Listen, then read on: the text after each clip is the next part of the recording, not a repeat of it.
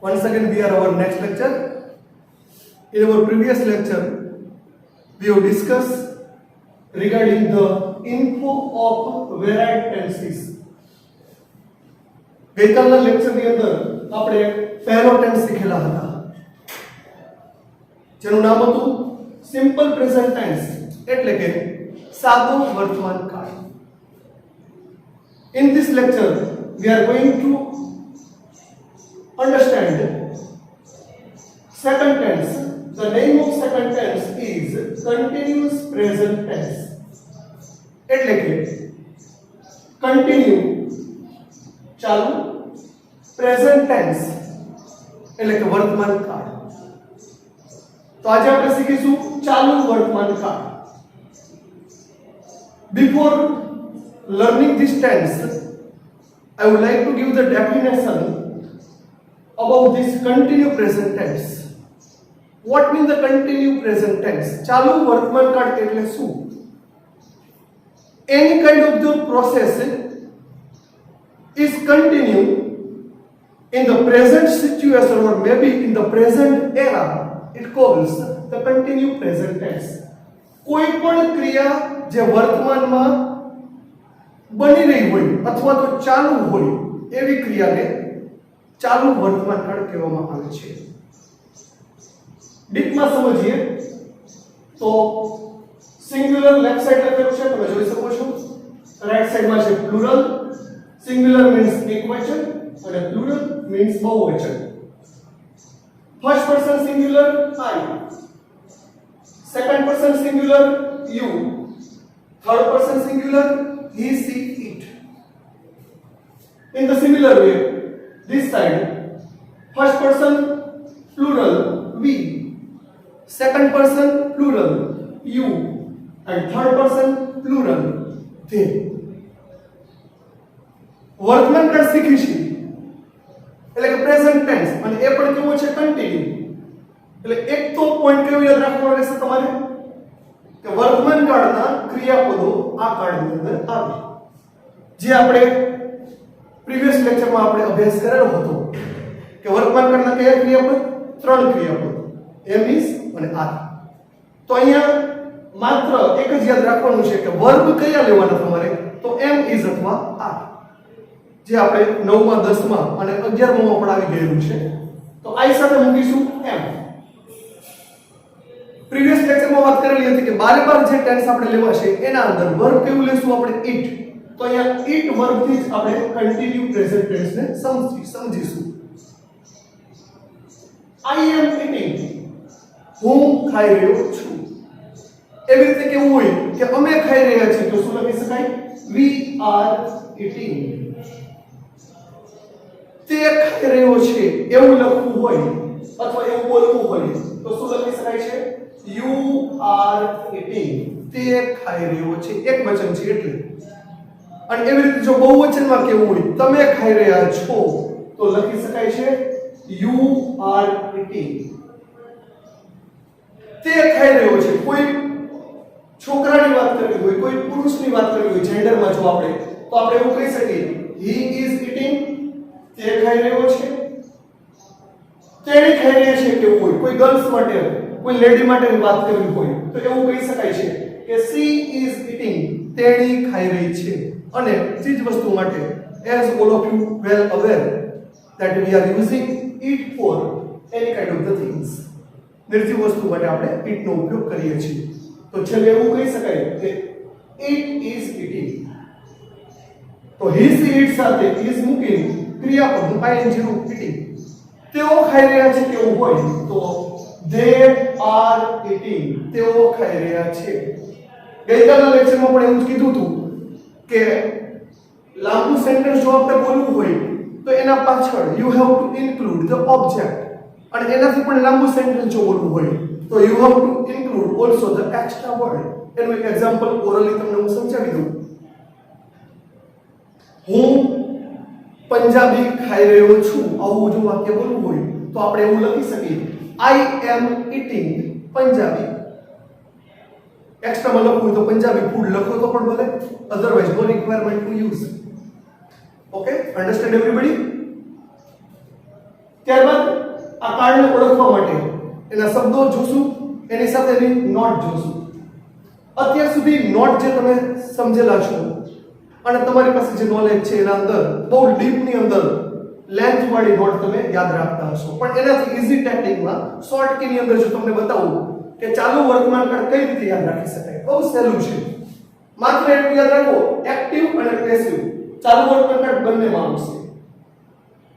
Active voice, એવી means active voice અને PV means passive voice. તો એક્ટિવ ની અંદર ચાલુ વર્તમાન કાળ આપણે યાદ રાખીએ તો કઈ રીતે? એમ ઇઝ આર પ્લસ ક્રિયાપદનું આઈએનજી નું ક્રિયાપદ અહીંયા કેવું હતું? ઇટ. તો કઈ બહુ ડીપમાં યાદ નથી રાખવાનું. એમ ઇઝ આર પ્લસ આઈએનજી નું આટલું જ શોર્ટમાં. અને કદાચ કોઈ સ્ટુડન્ટે ડીપમાં જો યાદ રાખવું હોય લાંબી નોંધ, જેને આપણે સ્ટ્રક્ચર કહીએ છીએ બીજી ભાષાની અંદર, તો એનું સ્ટ્રક્ચર જો એક્ટિવમાં જોઈ કર્તા પ્લસ વર્તમાન કાળના ક્રિયાપદ પ્લસ જે રેગ્યુલર વર્બ આપેલું છે અહીંયા ઇટ છે તો એનું આઈએનજી રૂપ પ્લસ કર્મ પ્લસ એક્સ્ટ્રા વર્ડ મતલબ કે અન્ય શબ્દો. આ એની લાંબી નોંધ થઈ ગઈ. ક્લિયર? હવે એ જ વાત આપણે પેસિવ ના અંદર કરીએ. પીવી મીન્સ પેસિવ એટલે કે કર્મણી. એની શોર્ટ નોંધ એમ is are plus B E I N G plus ભૂતકૃતમ. એક અગત્યનો પોઈન્ટ અહીંયા તમે યાદ રાખી લો કે કોઈ પણ સ્ટ્રક્ચર જ્યારે પેસિવ હોય ત્યારે એના અંદર હંમેશને માટે જે ક્રિયાપદ છે એનું પાસ્ટ પાર્ટિસિપલ જ આવે તો જ પેસિવ સ્ટ્રક્ચર બની શકે. એટલે કે પાસ્ટ પાર્ટિસિપલ મતલબ ક્રિયાપદનું ત્રીજું રૂપ ભૂતકૃદન. અહીંયા ચાલુ વર્તમાન કાળ છે એટલે ચાલુ વર્તમાન કાળ કે કોઈ પણ પ્રકારના કન્ટિન્યુઅસ ટેન્સના અંદર જ્યારે પેસિવ બનાવો છો ત્યારે બીઈઆઈએનજી બીઇંગ મૂકવું ફરજિયાત છે અને સાથે આવશે ભૂતકૃદન. ક્લિયર? તો am is are plus being plus ભૂતકૃદન અને એની લોંગ નોટ યાદ રાખી ડીપમાં તો કર્મ પ્લસ વર્તમાન કાળ ક્રિયાપદ પ્લસ બીઈઆઈએનજી પ્લસ ભૂતકૃદન પ્લસ બાય પ્લસ કર્મ વિભક્તિ અને લાસ્ટમાં આવશે એક્સ્ટ્રા વર્ડ એટલે કે અન્ય શબ્દ. અન્ય શબ્દને ઘણી વખત તમે પેસિવ સ્ટ્રક્ચરની અંદર વાક્યમાં કર્મ વિભક્તિના પછી મૂકી શકો છો અને as per the another rules you also put the extra word before by. બાયના પહેલા પણ એને મૂકી શકાય છે. ક્લિયર બધાને? આટલું clear? Any question to anybody? No? Then let's go forward. એક ક્વેશ્ચન એવો ઉપસ્થિત થાય કે ચાલુ વર્તમાન કાળ સર કઈ રીતે યાદ રાખવું? તો જેમ આપણે પ્રીવિયસ લેક્ચરની અંદર શબ્દો લખાવેલા હતા એ જ રીતે ચાલુ વર્તમાન કાળને યાદ રાખવા માટે પણ એના કાળ ઓળખવા માટેના શબ્દો છે. માત્ર 7 જ શબ્દો છે. આ સિવાય બીજા ઇન્ક્લુડ કરવા હોય તો કરી શકાય, પણ આટલા તમે રિમેમ્બર કરશો તો તમારે કોઈ તકલીફ ઉપસ્થિત થશે નહીં. પહેલો શબ્દ છે look, listen, see, watch, run, now અને હિયર. 7 શબ્દો. ગઈકાલે પણ કીધું હતું ઈઝી ટેકનિક. એની શોર્ટ કીમાં કેમ યાદ રાખશો? You have to make the pair of the word to recognise and to remember the continue present tense. ચાલુ વર્તમાન કાળ યાદ રાખવા માટે પેર વાઇઝ બનાવી લો. Look, listen, see, watch, run, now અને છેલ્લે આવશે હિયર. 7 શબ્દો છે. ઓકે? અને આ 7 શબ્દોને પણ કોઈ તમારી ડેઈલી પ્રોસેસની અંદર યાદ રાખો તો બહુ ઈઝી સરળ થશે. એના માટે હું તમને એક આઈડિયા આપું છું. You are crossing the road. રસ્તો ઓળંગતા હોય ત્યારે તમે શું કરો છો? આ શબ્દોને યાદ રાખવા માટેની ઈઝી ટેકનિક. ડેઈલી પ્રોસેસની અંદર એને ગોઠવી દો તો આ શબ્દો આપોઆપ યાદ રહી જવાના છે તમને. રસ્તો ઓળંગવા માટે શું કરીએ આપણે? કોઈ 4 રસ્તા પાસે ઊભા છીએ તો પહેલા શું કરી? લુક, લેફ્ટ સાઈડ જોશું. પછી શું કરશું? લિસન. લિસન એટલે સાંભળશું કે કોઈ વ્હીકલ્સ આવતું નથી ને, તો લિસન સાંભળશું. ફરીથી પાછા શું કરશું? રાઈટ સાઈડ જોશું. C. Once again left side જોશું મતલબ વોચ. અને બંને બાજુ ક્લેરિફાઈ કર્યા પછી, નક્કી કર્યા પછી આપણે શું કરીશું? રન એટલે દોડીશું રસ્તાને ક્રોસ કરવા માટે કે કોઈ વાહન નથી આવતું એટલે અત્યારે દોડીને રોડ ક્રોસ કરી લઈ તો રન અને પછી ત્યાં સેફ સાઈડમાં કોઈ છે પછી નાવ એટલે કે હવે હિયર અહીં હું પહોંચી ગયો આ રીતે ડેઈલી પ્રોસેસમાં તમે એને યાદ રાખશો તો બહુ સરળતાથી તમને યાદ રહી જશે ઓકે તો ચાલુ વર્તમાનકાળના આટલા શબ્દો ત્યારે બનાવી લો look listen see watch run now and here અને હવે કન્ટિન્યુ પ્રેઝન્ટ ટેન્સ માટે એની બ્લેન્ક્સ આપણે સમજીએ જે એ બોર્ડ ઉપર આપેલી છે કોઈને કઈ ડાઉટ હોય you can ask the question without any kind of hesitation okay પહેલી બ્લેન્ક છે look dash look comma Sachin dash into bracket play card ઓળખવાનો કયો શબ્દ છે લુક સચિન એટલે હી તો હી સાથે કયું ક્રિયાપદ આવશે ઇઝ અને ઇન્ટુ બ્રેકેટ પ્લે છે તો પ્લે નું કયું રૂપ કરવાનું તમારે છે આઈએનજી વાળું એટલે કે પ્લેઇંગ તો લુક સચિન ઇઝ પ્લેઇંગ પાછળ લગાવી શકાય ક્રિકેટ જુઓ સચિન ક્રિકેટ રમી રહ્યો છે second blanks run comma dog dash into bracket bark તો કાર્ડ ઓળખવાનો શબ્દ કયો રન ડોગ ની સાથે શું યુઝ કરશું ઇઝ અને બાર્ક નું આઈએનજી શું થશે બાર્કિંગ જુઓ રન દોડો ડોગ ઇઝ બાર્કિંગ કૂતરો ભસી રહ્યો છે આ પણ થઈ ગયું ચાલુ વર્તમાન કાળ મતલબ વર્તમાનની ચાલુ જે ક્રિયા અત્યારે પણ ચાલુ છે એને કન્ટિન્યુ પ્રેઝન્ટ ટેન્સ આપણે કહી શકીએ છીએ ત્રીજી બ્લેન્ક જે છે એ ક્વેશ્ચન ની અંદર બની જો ગઈકાલે પણ આ જ રીતે આપણે સાદા વર્તમાન કાળમાં ડુ ડઝ વાળી બ્લેન્ક્સ લીધેલી હતી એવી જ રીતે કન્ટિન્યુ પ્રેઝન્ટ ટેન્સમાં અહીંયા કેટલી બ્લેન્ક્સ છે બે ઓકે લાસ્ટમાં શું છે question mark dash Ram dash TV comma now question mark into bracket watch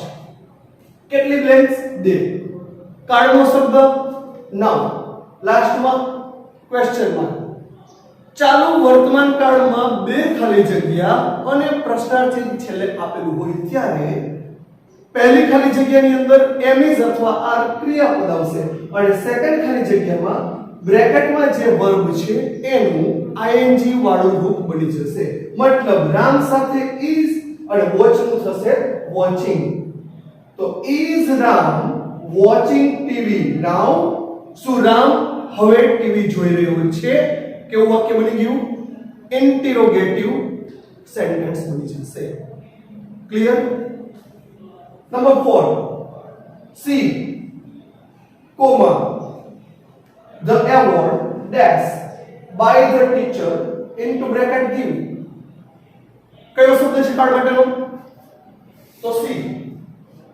ત્યારબાદ the award અગત્યનો પોઈન્ટ નંબર 4 જે છે એના અંદર you have to remember one thing direct ખાલી જગ્યા નથી આપેલી તમે જોઈ શકો છો સી શબ્દ ઓકે ચાલુ વર્તમાન કાળ બનશે the award ની સાથે કયું ક્રિયાપદ આવશે is પાછળ શું આપ્યું છે બ્લેન્ક્સ ની પાછળ જુઓ તો બાય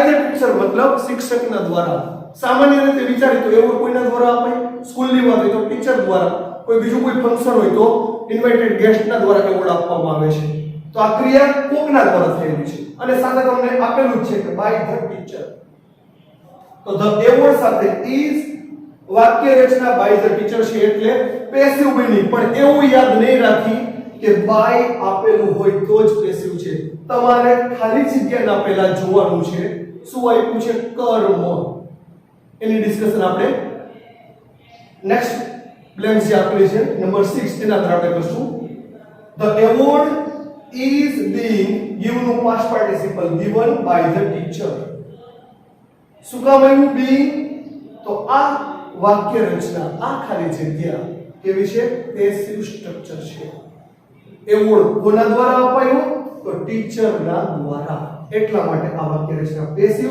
પણ પેસિવ ને બીજી રીતે ઓળખવાની એક સિસ્ટમ પણ હું તમને છઠ્ઠી ખાલી જગ્યામાં સમજાવીશ ઘણી વખત આપણે મનની અંદર એવી એક જ વાત બાંધેલી હોય છે કે બાય હોય તો પેસિવ ના that's not the true matter that's not the true thing આ વસ્તુ યોગ્ય નથી કારણ કે બાય હોય તો પેસિવ હોય એવું નથી, બાય ન હોય તો પણ પેસિવ બને, એ આપણે હમણાં શીખી છે. Number 5 watch comma they blanks not blanks loudly into bracket talk. કેવું સ્ટ્રક્ચર લીધું આપણે? ચાલુ વર્તમાન કાળની અંદર not means નેગેટિવ સ્ટ્રક્ચર, એટલે બધા જ પ્રકારની આપણે બ્લેન્ક્સ આના અંદર ઇન્ક્લુડ કરેલી છે. કાર્ડ ઓળખવાનો શબ્દ છે વોચ. ઓકે, જે શબ્દ કેવું બોલવાશે? આ. અને ટોક નું કયું થશે? ing નું, એટલે કે talking. Watch they are not talking loudly. જુઓ, તેઓ મોટેથી વાત કરી રહ્યા નથી. ક્લિયર? અને મોસ્ટ IMP blanks નંબર 6. છઠ્ઠી ખાલી જગ્યા.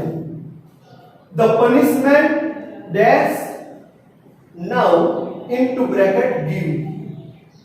છે કે ભાઈ? નથી. છતાં આ વાક્ય રચના કેવી બનશે? Passive structure.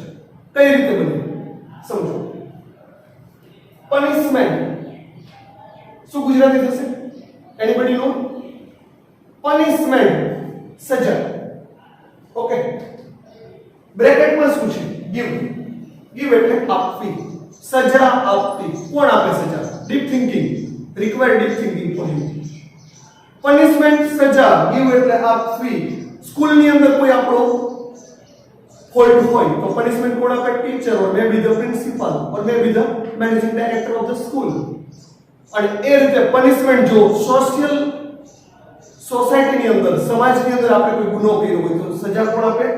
જજ અથવા પોલીસ. ક્લિયર? પનિશમેન્ટ કોઈના દ્વારા આપવામાં આવી છે. અહીંયા શું છે? કરતા નથી, મતલબ સબ્જેક્ટ નથી. સેકન્ડ પોઈન્ટ, પ્રોનાઉન્સ સર્વનામ નથી. તો એક અગત્યની નોંધ યાદ રાખી લો, જે મેં અહીંયા લખેલી છે, IMP નોટ. ખાલી જગ્યાના પહેલા નામ કે સર્વનામ આપેલ ન હોય. શું ન આપેલું હોય?